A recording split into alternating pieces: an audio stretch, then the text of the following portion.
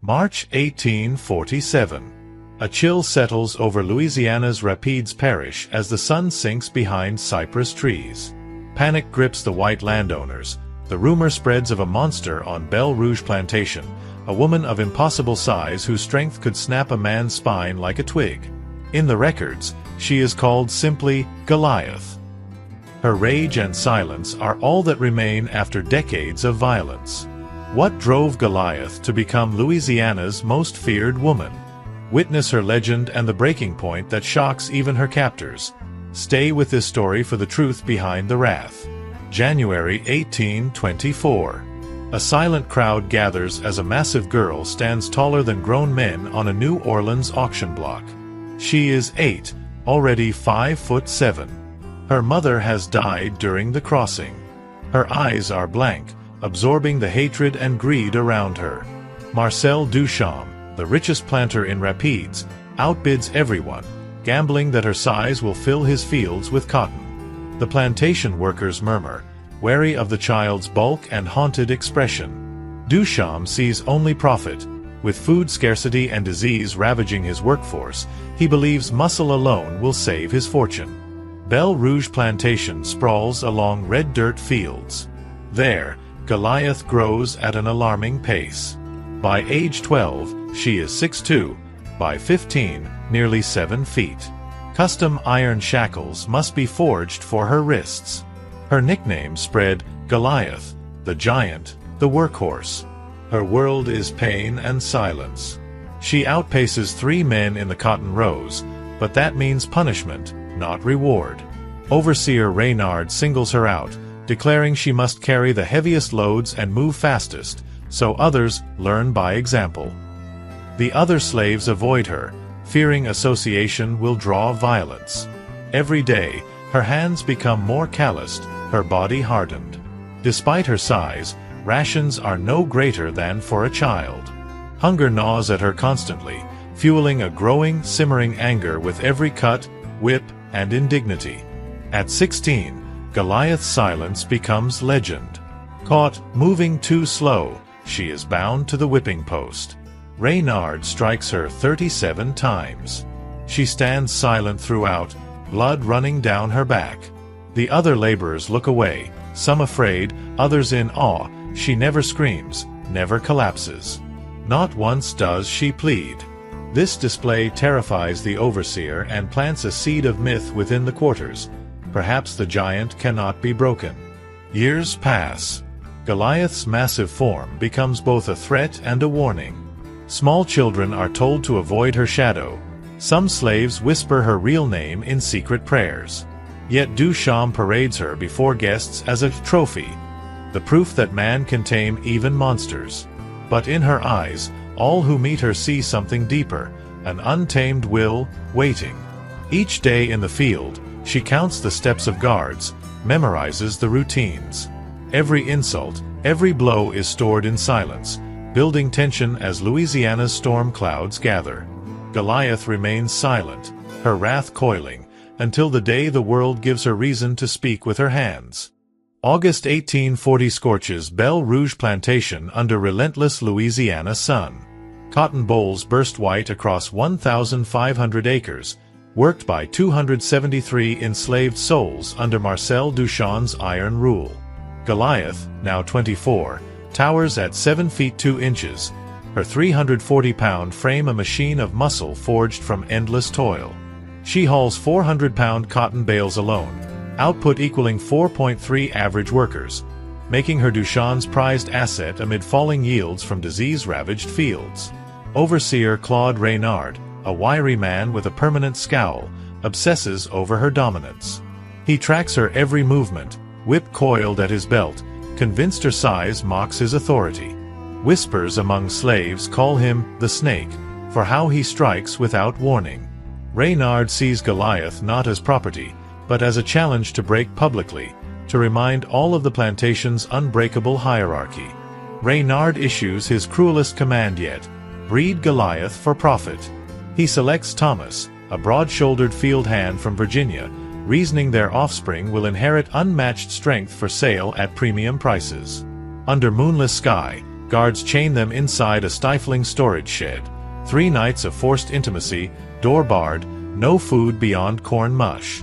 Produce or suffer, Reynard snarls through the slats. Inside, Thomas recoils from the order, sitting cross-legged in shadows. Goliath hunches against the wall, too tall for full stance. Instead of obedience, they speak, halting words piercing the humid dark. Thomas shares tales of his mother's herbal remedies on a tobacco farm. Goliath murmurs fragments of a West African village, drumbeats and river gods from a life erased by chains. For the first time, connection pierces her isolation. Dawn breaks on the 3rd day. No conception occurs. Reynard discovers the defiance at first light. His face purples as he yanks open the door. Thomas drags outside, lashed to the whipping post amid gathering slaves. Reynard delivers 50 strikes, leather-biting flesh until Thomas slumps unconscious, blood pooling in red dirt. Without a glance, Reynard sells him downriver that afternoon, to a brutal sugar estate where survival odds plummet below 1 in 3. Goliath watches from the cotton rows, face stone, but her massive hands clench earth, knuckles whitening. Nails dig trenches in soil. Other slaves scatter, fearing fallout. That evening, Reynard storms her cabin alone, rope in hand, reeking of whiskey. "Since the buck failed, I'll breed you proper," he spits, advancing. Goliath rises, ducking the low ceiling, her shadow swallowing him whole. "No," she utters, first word in 16 years, voice like grinding gravel. Reynard lashes the rope across her face. Skin splits, but she stands unmoved. He swings again, wild, furious. Her right hand snaps out, seizing the rope mid-air. One pull yanks him forward, crashing into her midsection. Momentum favors her utterly. Both hands clamp his shoulders, fingers encircling bone completely, thumbs pressing jugulars. Reynard freezes, eyes locking on hers, pupils dilating in dawning terror. 3 heartbeats pass in silence. Realization dawns. Her strength eclipses his world. She doesn't twist yet. Instead, she hurls him backward. His body explodes through the cabin's pine wall, splinters flying, landing 12 feet out in dust. He scrambles up, shrieking, "Monster!" as he flees into night, abandoning whip and dignity. Goliath steps through the jagged hole, chest heaving, staring at palms that just redefined power. No regret surfaces, only cold certainty. She could end them all. Always could. Dawn brings Dushan's wrath. They cram Goliath into the punishment box, a 4-foot cube of weathered oak, too cramped to stand or stretch, sighted in full sun. 6 weeks she endures, fed rancid scraps once daily through a slot, body contorted, Louisiana heat turning the space into an oven. Sweat mixes with filth. Muscles atrophy from immobility. Flies swarm the cracks. She hallucinates Thomas's voice, her mother's face, fueling not despair, but resolve. Release comes early October. Legs buckle. She crawls 3 days before walking. Reynard watches from porch, smirking, believing her tamed. Slaves murmur pity. But Goliath's eyes, meeting his across the yard, burn with newborn purpose. The breaking was his, not hers. Silence returns, deeper now, laced with lethal patience. Belle Rouge's rhythm shifts subtly. Her myth grows roots in fear. Silence isn't weakness, it's the sharpest blade forged in suffering. Over the next 10 minutes, witness how Goliath transforms endurance into a weapon deadlier than any rifle. The plantation's masters sense the shift, but they never see her true plan forming. Stay locked in. The unraveling begins now. From October 1840 through the sweltering summers of 1847, Goliath becomes Belle Rouge's silent engine. She rises before dawn, her 7'2" frame casting long shadows across dew-soaked cotton rows. By midday, she hauls 500-pound logs from swamp edges, muscles rippling under scarred skin taut from chronic hunger. Duchamp rents her out to neighboring estates during peak harvest, $5 per day, triple the rate for prime males, turning her into walking profit amid falling cotton prices and yellow fever outbreaks ravaging workforces. Her output defies logic. 450 pounds of cleaned cotton daily, equivalent to 5 average hands. Slaves part before her in the fields, murmuring, "The giant," in hushed tones. She eats the standard ration, 1 peck cornmeal, 3 pounds pork weekly, her massive body burning calories like dry pine in a bonfire. Ribs show beneath corded arms, yet strength never fades. Overseers note her obedience in ledgers. Goliath, no infractions, peak production. They mistake mechanical precision for broken spirit. Beneath the blank stare, Goliath catalogs the plantation's veins. She maps guard rotations, 6 men at dusk, 4 at midnight, patrols weakest along the bayou fence. Whiskey weakens night watchmen on Fridays. Masters ride alone to remote fields Tuesdays.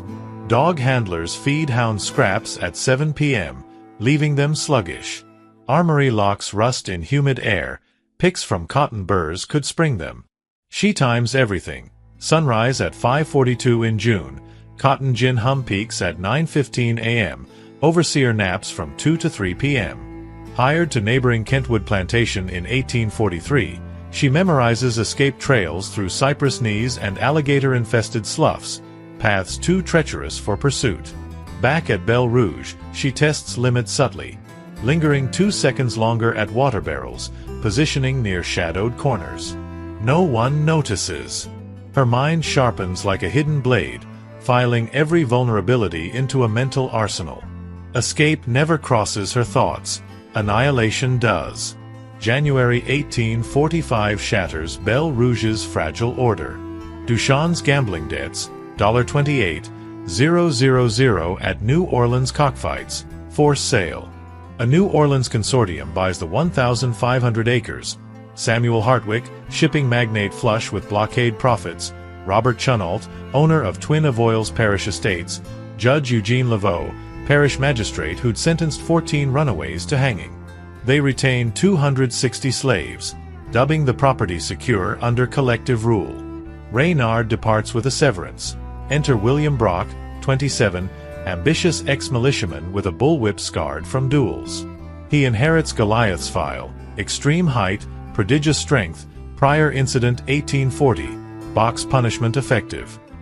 Brock cuts her rations to half-peck corn, assigns solo stump grubbing, tasks breaking mule teams. She rips oak roots diameter thick from iron clay, barehanded, veins bulging like rivers under black skin. Slaves gape, Brock grins, logging specimen performing beyond expectation. September 1846. Brock orders Goliath to conquer a 12-acre devil field. Stumps from 40-year oaks, roots clawing 6 feet deep. Mules refuse. Teams of 8 men fail weekly. Alone, she labors dawn dusk, fingers bleeding, back arching under 800-pound leverage. By week's end, field lies barren, soil furrowed like plowed earth. Workers whisper biblical plagues. Brock toasts her taming with rum.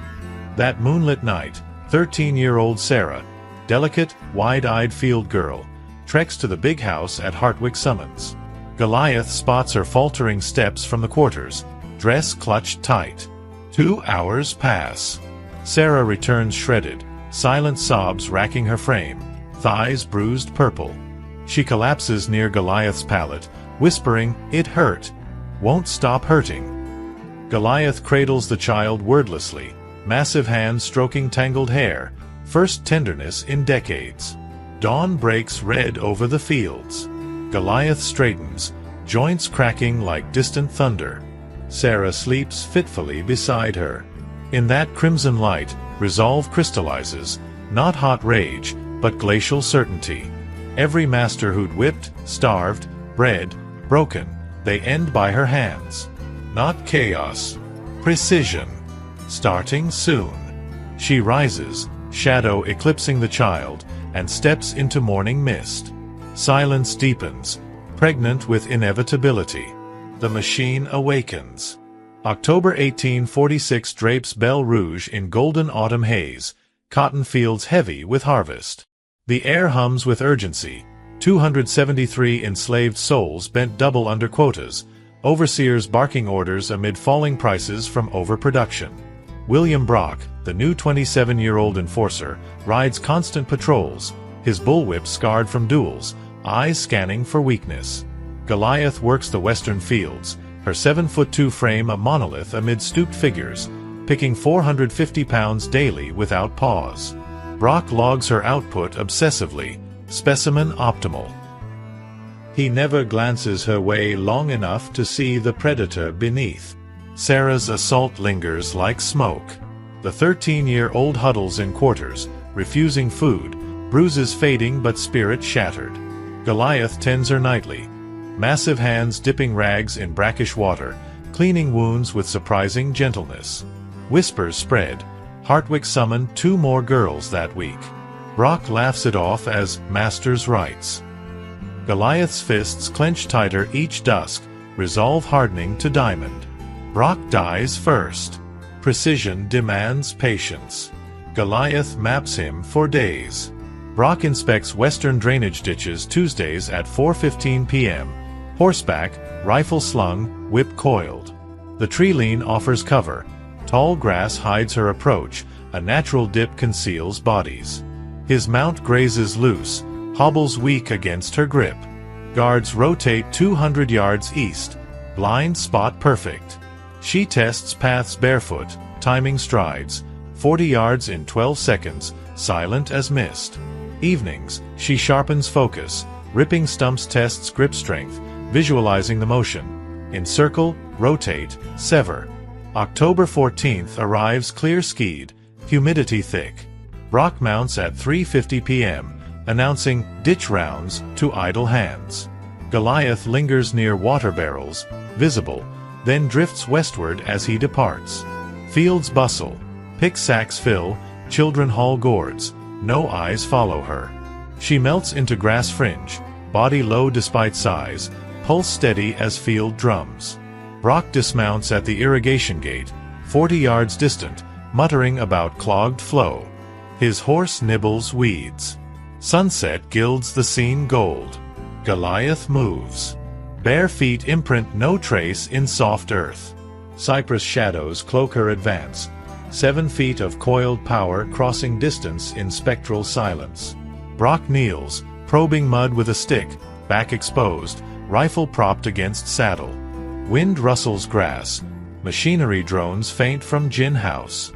He senses nothing until her shadow engulfs him, blotting the sun.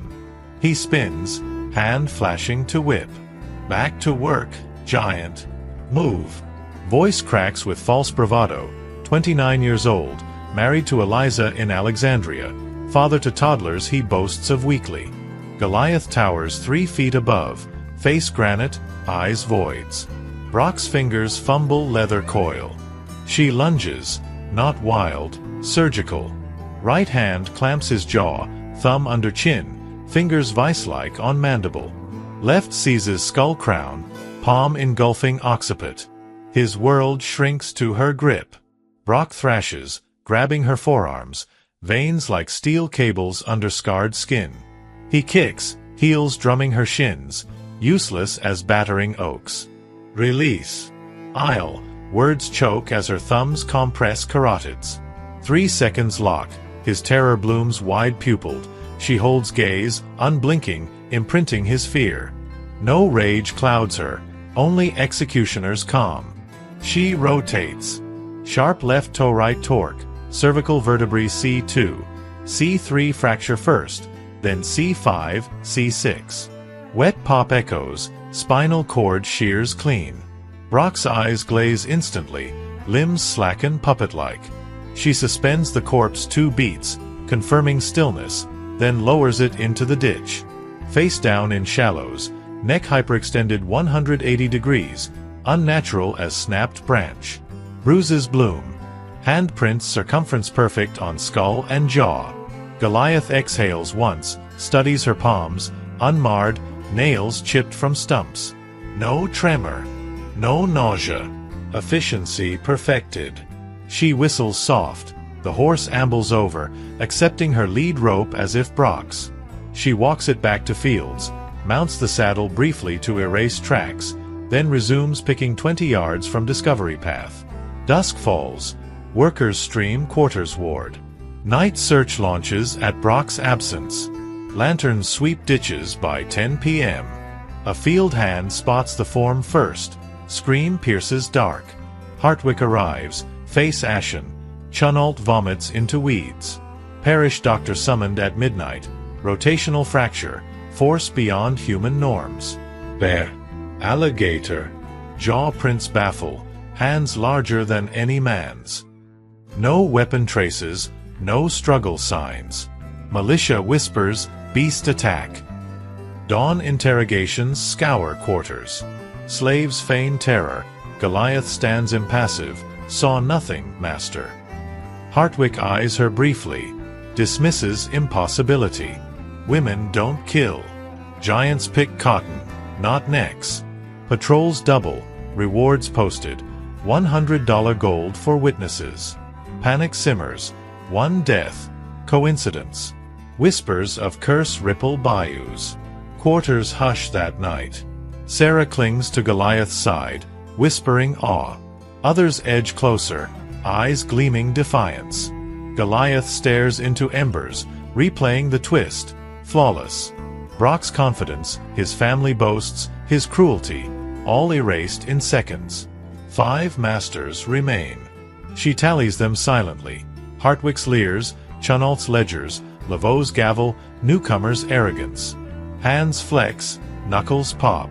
The myth births, slaves murmur, the giant judges. Whites fortify, blind to the architect in their midst. Goliath sleeps deep, first untroubled rest in years.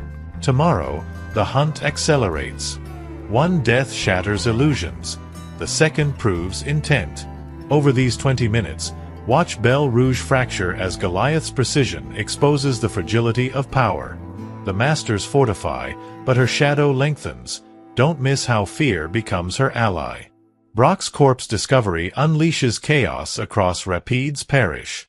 By October 15th dawn, 1846, lanterns bob through ditches as 50 slaves and overseers comb fields. Hartwick arrives pale. Chunault retches into mud. Parish coroner Dr. Elias Thorne kneels by the body. Neck rotated 180 degrees, vertebrae pulverized, handprints spanning jawline, force equaling 800 pounds per square inch, beyond mule kicks or falls. Predator attack, he mutters, but no tracks, no blood trails. Militia rumors swirl. Escaped panther? Voodoo curse from Congo Square. Hartwick triples night patrols. 12 armed whites with muskets and hounds. Slaves confined post-sunset. Quotas slashed 20% from morale issues. Goliath picks steadily, 450 pounds daily, her gaze fixed on horizon. Sarah clings closer nights, whispering gratitude. Quarters hum with coded talk, the giant moves. Whites dismiss, women pick, men rebel. October 17th. Hartwick summons Goliath to the big house veranda, ringed by 6 riflemen. She hunches under 12-foot eaves, shadow swallowing him. New Orleans shipping magnate, 42, paunchy from blockade-running profits, circles her like auction livestock. Strongest in Louisiana, they say. Brock's neck, your work. She stares blank. No, master. Voice gravel deep, first words postbox. He probes, weighs her output logs, 4.3x average, notes 1840 incident. Box broke you once, it'll bury you now. Dismisses with rations cut, half-peck corn weekly. Goliath trudges back, memorizing. Hartwick's dusk walks to stables alone, pistol loose in holster. Chunault's gin house tallies post 9 p.m. Bodyguard smokes outside. Laveau's office audits Saturdays, guards lunching. Vulnerabilities catalogued. She resumes silence, deeper, lethal. Week drags. Patrols clash nerves. False alarms at rustling palmetto. Slaves sabotage subtly. Loose mule shoes, lost tools. Hartwick rapes another girl, 14-year-old Lila. Goliath spies torn dress at dawn, mends it wordlessly. Resolve steals. Chunalt next. Gin House Echo masks snaps. November 3rd fog cloaks Belle Rouge. Chunalt, 38, a Voiles planter with twin estates, enters Gin House 8:45 p.m. Machinery roars. Steam pistons, cotton screws devouring 400-pound bales hourly for New Orleans ships. Bodyguard Pierre loiters outside, pipe glowing. Goliath slips in via rear hatch, volunteer night sweeper, rag in hand. Chunalt hunches over ledgers by whale oil lamp, back turned, spectacles fogged. She glides forward, 7 feet folding shadows. Right hand crown skull, left mandible vice. Twist right to left, opposite Brock for variance. C4 fractures, cord severs. Catches 180-pound frame, props at desk as heart seizure. Bruises minimal under collar. Exits rear. Pierre finds body 9:15, assumes apoplexy till neck lolls unnatural. November 4th erupts panic. 2 deaths, identical breaks, rotational shear, no weapons. Governor Isaac Johnson alerts militia. 20 mounted arrive Rapides. Planters convene Alexandria Tavern. Serial killer targets owners.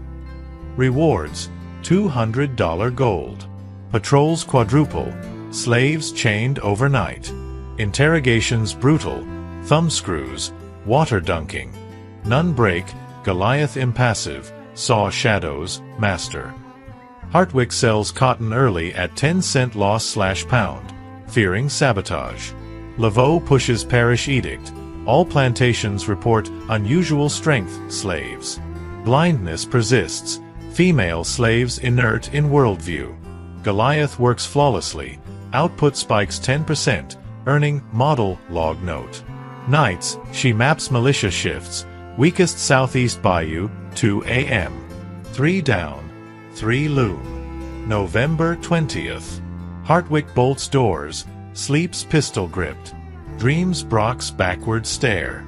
Chunalt's widow wails at funeral, neck hidden by stock. Slaves feign terror, eyes alight. Sarah tells tales, giant protects. Goliath listens emberside, flexing hands, flawless tools. Masters fracture, arguments erupt consortium. Laveau demands sale. She waits, patient as tide. Unraveling complete. Hunt hers now. December 1846 settles into the Louisiana bayous with sharp cold nights that cut deeper than the wind. Judge Eugene Laveau, one of Rapides Parish's most powerful and feared magistrates, commands the plantation's fate with an iron fist. Known for his unwavering belief in the pro-slavery order, Laveau has sentenced countless runaway slaves to death and stands as the local embodiment of law and white supremacy. To him, the string of brutal killings at Belle Rouge isn't just criminal. It's an attack on the foundations of society. Laveau orders the plantation locked down with unprecedented firmness. Armed guards patrol day and night, with additional militia reinforcements dispatched to maintain order. Slave quarters are chained shut after sunset, campfires dwindling to embers under watchful eyes. Dogs are fed extra rations, their fierce barks echoing through the cypress woods to scare away imagined threats. No one is allowed beyond curfew. Despite these ironclad measures, Goliath remains publicly unquestioned. She maintains her composed, silent labor by day, hiding her lethal intelligence behind a mask of compliance. But beneath cracks in the plantation's fortress, tension coils tighter. Her patience becomes a weapon of insidious magnitude. Now fully aware of the scrutiny she faces, Goliath turns her observations inward with ruthless precision. She pinpoints every routine, every weak spot. Laveau's office visits are timed with military accuracy, Saturdays at noon, flanked by guards who loosen their grip at midday meals. At night, slaves notice her subtle absences from their areas. Others wear her clothes and imitate her presence to divert suspicion. One cold morning, she waits for the guards to leave their posts for lunch, times her steps to the second, and silently tears the lock off Laveau's office door with unnatural strength. Inside, with fatal efficiency, she approaches the judge, who barely registers the mortal threat until it's too late. Caught in a vice-like grip, Laveau's pleas for mercy shatter the still air but fall on deaf ears. Goliath's hands, vast and unyielding, twist with finality, ending the magistrate's rule over Belle Rouge in a brutal instant. The execution is swift and deliberate, the broken neck the third in her vicious tally. She repositions the body to send a chilling message, a silent testament to the collapse of power. Guards returning early from lunch find the destruction, the chair overturned, and the lifeless judge slumped, an eerie calm hanging where chaos should have reigned. The shockwaves ripple through Rapides Parish and beyond as the grand seat of justice falls, and whispers of a monster spread through the plantations. The news ignites hysteria. Governor dispatches extra militia. Edicts come down. No slaves allowed outside quarters after dark, patrols doubled, militias encamp Belle Rouge grounds. But the paranoia has already sunk deep into the white psyche. The once unquestioned authority of the plantation regime cracks, as does the confidence of all 6 owners. Meanwhile, Goliath watches silently, aware the climax of her plan is nearing, her grasp tightening over the fate of the plantation and its masters. January 1847 dawns with militia boots thudding across Belle Rouge's red clay. 50 state troops from Baton Rouge encamp amid cotton stubble. Tents pitched around the big house, cannons overlooking quarters, bloodhounds straining leashes. Governor Isaac Johnson's orders echo, crush the beast-haunting Rapides. Captain Elias Thorne, scarred from Seminole Wars, interrogates 50 slaves daily. Thumbscrews twist confessions from 17 men claiming giant shadow plots. Whipping scarbacks. None name Goliath. She picks 500 pounds cotton visibly. Overseers logging model obedience amid chaos. Hartwick flees to New Orleans January 15th, selling his share at fire sale loss. 4 new buyers arrive January 20th. Michael Devereaux, brash 35-year-old Southerner from Natchez. Charles Moreau, 42, Alexandria supply runner with militia ties. Jacob Roussel, 39, ledger-obsessed planter from Avoyelles. Thomas Beaumont, 48, cautious New Orleans lawyer eyeing profits. Armed to teeth, pocket pistols, shotguns, they strut fields, vowing, "No giant scares us off." Goliath shadows from Rose, cataloging. Devereaux's solo southern rides Tuesdays. Moreau's unsecured wagons Fridays. Roussel's flimsy bedroom locks. Beaumont's late-night ledgers.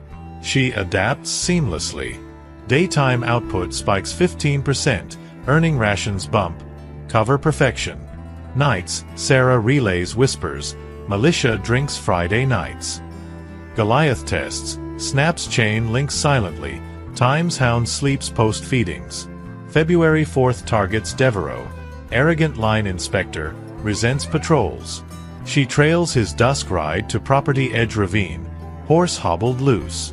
7 feet melt into palmettos. Right hand jaw, left skull, twist clockwise.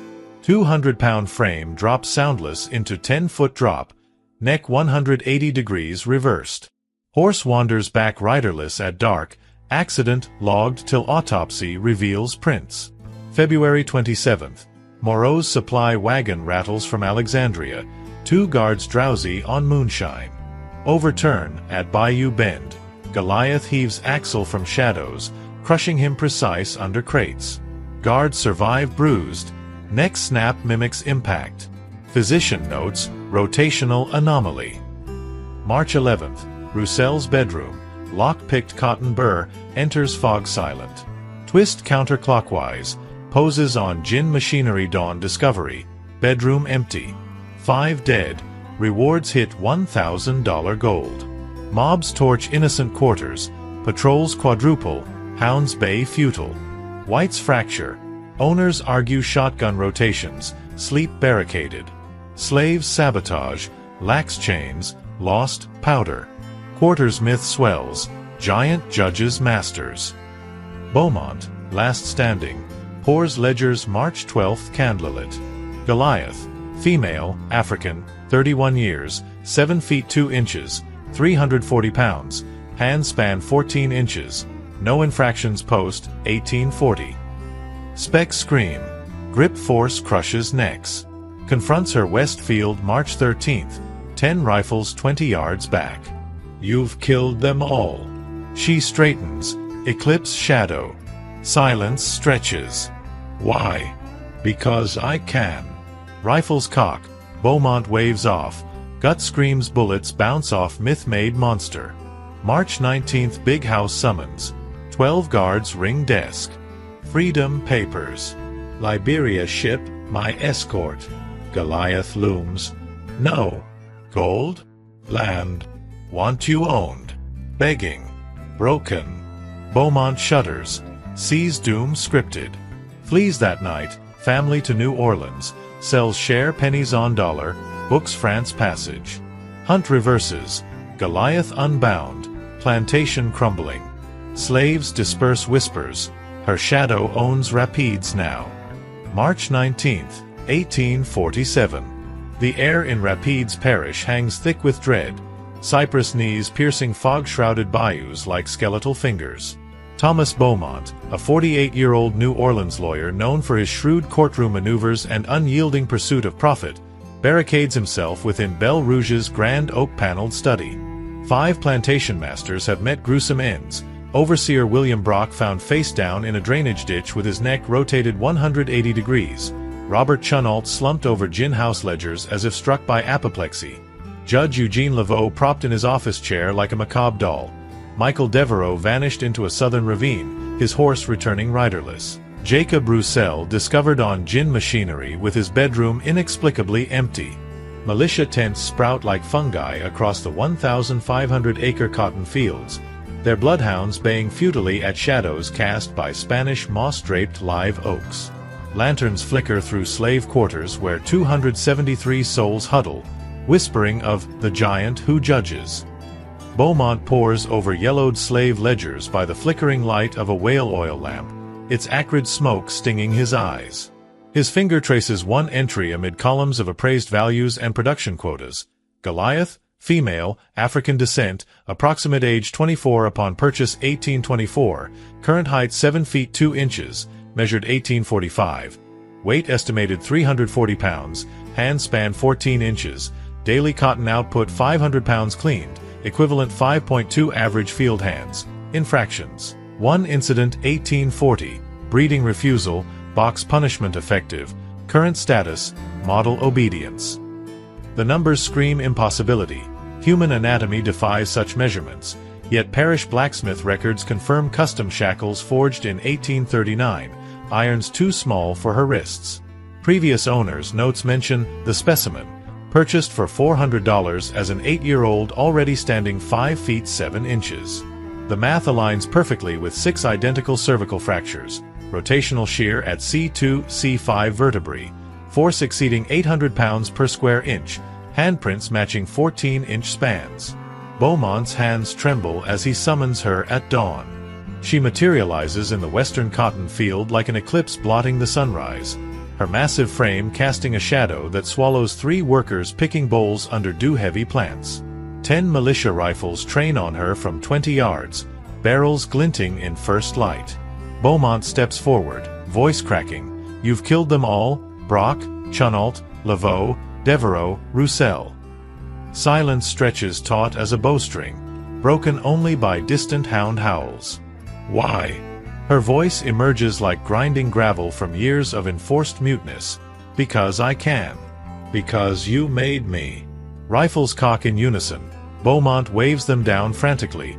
Instinct screams that lead ricochets off myth-forged invincibility. Back inside the big house, negotiation crumbles under her unblinking gaze. Freedom papers signed today. Liberia ship waits at New Orleans docks. My personal escort guarantees passage. She looms closer, ceiling beams creaking under her proximity. No. Gold mines in California? Prime acreage in Texas. Want you owned. Begging on knees. Broken like 13-year-old Sarah after Hartwick's visit. Like Thomas whipped for speaking to me. Like my mother suffocated in the middle passage hold. Beaumont glimpses hell distilled, 23 years of calculated starvation, 1 peck cornmeal, 3-pound salt pork weekly despite her caloric furnace of a body. Custom whippings, 37 lashes at 16 without cry. Forced breeding attempts, 1840 shed with Thomas, sold downriver punishment. Compressed into glacial, unstoppable hate. That night, he flees with wife Eliza and 2 young sons, hawking his consortium share for 10 cents on the dollar to panicked Alexandria speculators, securing passage on the steamship SS Crescent bound for France via New Orleans harbor. April 6, 1847. Beaumont's opulent suite at the Hotel Pontchartrain perches above the Mississippi's fog-shrouded docks, where steamboat whistles pierce the humid night and cotton bales stack like white monoliths under gaslight. Door triple-bolted with iron braces scavenged from militia surplus, Beaumont's Navy Colt revolver lies primed on the nightstand beside a family portrait, his face already gaunt from weeks without sleep. Family quartered separately in adjacent rooms for safety, though paranoia whispers even walls hide threats. Every creak of the oak floorboards, every shadow cast by swaying palmettos outside the balcony. 7 feet of vengeance lurks. Dockhands in the Irish Channel whisper of giantess slave sightings. A massive woman hauling 400-pound crates single-handed at midnight wharves, vanishing into alley fog before patrols arrive. Beaumont pens frantic letters to Governor Isaac Johnson by candlelight. Belle Rouge ledgers irrefutable, Goliath culprit behind 6 rotational cervical traumas. Arrest immediately, $1,000 reward from my pocket. Ink blots from shaking hands, envelopes remain unsealed, fear paralyzing dispatch. April 7th dawns muggy, Mississippi humidity clinging like fever sweat. Beaumont wakes drenched, verifies locks thrice, chain, deadbolt, brace all secure. 9:45 a.m. Chambermaid raps softly. Laundry service, sir? He barks dismissal through the door. Below, servant's entrance buzzes with early commerce. Goliath, embedded as volunteer from a Rapides Parish wagon crew transporting Belle Rouge linens post-militia withdrawal, shoulders a burlap sack heavy with damp sheets masking her bulk. No questions asked. Enslaved laborers deliver unquestioned in 1847 New Orleans, where 1 in 5 residents remain bound despite growing abolitionist murmurs from northern papers. She ascends narrow service stairs, bare feet padding silently on worn Louisiana cypress planks worn smooth by decades of unseen toil. Beaumont hunches over a shipping manifest at his mahogany desk, calculating losses from the liquidated share, back fully exposed to the portal of doom. The door splinters inward with a crack like musket fire. Custom-forged lock shears free like frayed twine under her palm pressure. Beaumont spins from his chair, pistol half-drawn from holster in blind panic. Goliath fills the entire doorframe, her crown brushing the 10-foot plastered ceiling, shoulders spanning wider than the portal itself. No mercy, I offered freedom. Her right hand clamps his throat first, crushing larynx cartilage with surgical precision, hoisting all 160 pounds airborne as his boots drum futile rhythms against empty air. Fingers claw desperately at her wrist. Corded veins like wrought iron cables bulge unyielding beneath scarred black skin hardened by 23 years ripping oak stumps from iron clay soil. Their eyes lock in frozen tableau, his terror blooms wide-pupilled, mirroring Laveau's final gasp, Chunalt's ledger-slumped shock, Brock's ditch-side realization, all predecessors catalogued in her memory. She lowers him gasping to his knees, buying 3 heartbeats of false hope. Then the left hand seizes mandible in vice grip, thumb pinning chin while fingers encircle jawbone completely. Right palm engulfs occiput, fingers interlacing at the base of skull. Counterclockwise twist varies the forensic pattern. 1 sharp rotation shears C2 through C5 vertebrae in wet succession, spinal cord severing clean with audible pop echoing off wallpapered walls. Instantaneous limpness overtakes the frame. No convulsion, no final breath. She props the corpse at the desk like a stroke victim reviewing manifests, bruises strategically collar hidden beneath his starched stock tie. Exits via wrought iron balcony trellis, drops 15 feet cat-silent into alley fog, landing in puddles that swallow her footprints amid dawn cart rumble. Scattered witnesses, a laundress, 2 stevedores, blur her colossal form into the morning bustle of Creole vendors hawking beignet and chicory coffee. Parish coroner Dr. Elias Thorne arrives April 8, confirming the grisly signature, 6th rotational cervical fracture series, identical 14-inch handprints, force metrics matching prior autopsies, 800 plus psi, beyond equine kicks or falls. Hotel erupts in panic. Management posts $2,000 gold reward. Militiamen scour wharves and Irish Channel tenements. Too late. The hunter has claimed her final prey. Word rockets back to Rapides Parish via river packet steamer, igniting powder keg hysteria. Belle Rouge Consortium dissolves overnight. Creditors from New Orleans banks seize the 1,500 acres. Big House Furnishings auctioned May 15, 1847, for 12 cents per dollar appraised value amid cotton market slump from overproduction. The 273 enslaved souls scatter brutally. 140 males shipped to Avoyelles Parish Sugar Works where survival odds plummet under 24/7 grinding seasons. 90 women and children to New Orleans auction blocks, families sundered by bids. 43 disappear into labyrinthine bayous, whispers hinting underground railroad conductors via contraband camps near Union lines, foreshadowing Civil War fugitives. Plantation ledgers fuel bonfires in the yard. Goliath's meticulously documented entry raised first, her existence officially erased. Humiliated militia withdraws to Baton Rouge barracks, but patrols triple across Rapides Parish, instituting invasive new 1847 slave codes. Mandatory strength registries for all extraordinary physiques, iron neck collars mandated for those exceeding 6 feet 6 inches, quarterly blacksmith inspections. White planters whisper voodoo curses from Congo Square practitioners. In slave quarters before dispersal, coded chants rise, justice walked tall. The giant judged true. Economic ripples devastate. Neighboring plantations slash quotas 25%, hire armed overseers at double wages. Cotton yields drop 18% from morale disruption. Governor Johnson faces legislative inquiries. How does one woman dismantle 6 owners undetected?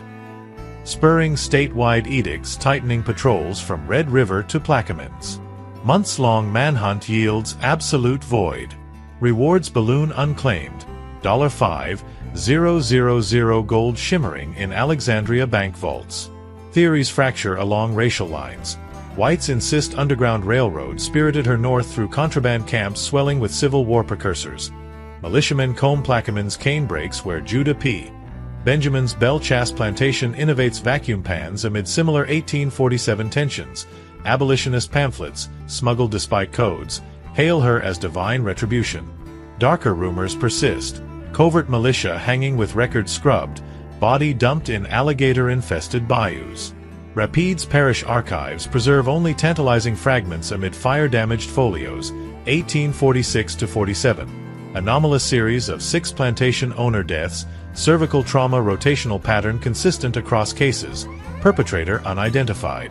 Subject, Goliath, female approximately 31 years, documented height progression 5'7" inch, 1824-7'4", 1847, vanished immediately post-final incident involving New Orleans attorney Thomas Beaumont. Empires forge chains from stolen lives, but unbreakable wills snap necks like dry reeds. Goliath reclaims her stolen humanity through meticulously calculated wrath. 23 years of engineered dehumanization, chronic caloric deprivation turning muscle to furnace steel, psychological torture forging glacial patience, equals precisely 6 shattered spines, each twist a verdict on the system. Power structures assume perpetual helplessness in the crushed. She proves the fatal calculus error. When souls ground to dust beneath whips and quotas rise 7 feet of coiled fury, empires don't fall. They kneel, begging the justice they denied. Her echo reverberates through bayous eternal. Push any human spirit long enough, relentlessly enough, and something pushes back, unstoppable, inevitable, biblical in reckoning.